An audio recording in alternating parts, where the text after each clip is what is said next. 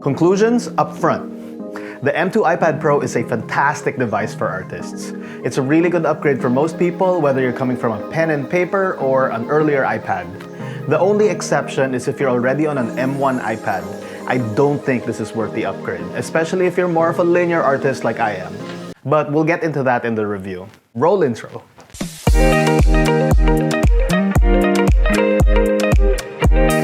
What is up, guys? Andrew here, and welcome to Comicbooker. All things comics from a creator. Some context first. I am a comic book artist who works digitally and traditionally, with a heavy leaning towards digital lately. For the past year, my daily driver has been the 12.9-inch M1 iPad Pro, which is a fantastic machine. I did several videos on that last year and initially chose not to buy it because the software needed to catch up with the hardware, but I caved when Procreate caught up. I feel somewhat similarly about this device. Not all programs have updated to take advantage of the new Apple Pencil hover features, and Procreate literally just updated last week. A lot of what I loved about the M1 iPad Pro is present in the M2 iPad Pro, so the devices feel virtually identical to me. The mini LED screen is excellent and provides a gorgeous high contrast and color accurate picture for your digital canvas.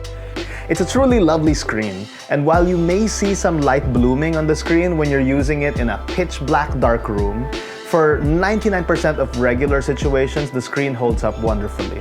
I rarely use the camera, but they come in handy when I need to take a picture of art to color in digitally, or use a sketch as a base for a digital drawing. You've got the standard 12-megapixel wide lens and an ultra-wide lens plus LiDAR, unchanged from the M1 version. Battery life and speed are excellent.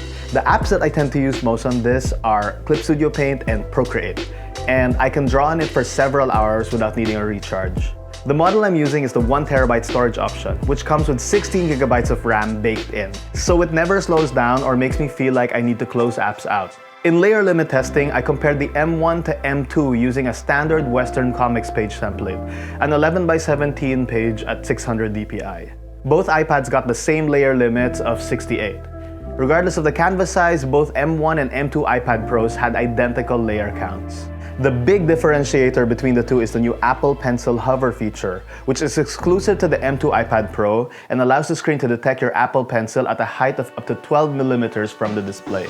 This allows the pencil to invoke what is essentially a floating mouse cursor that lets you see where your pencil will land before it commits to a mark. Now, this is a feature that's been present in Wacom Cintiqs and XP Pen tablets for years.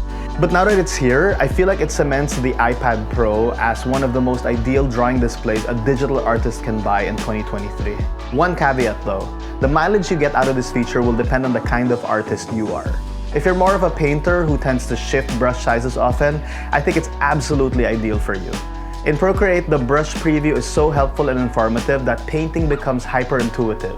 The pinch gesture for adjusting brush size makes it extra convenient, and the fact that it only activates on hover means that you can still navigate the canvas with pinch gestures constantly and shift in to change brush size when you need.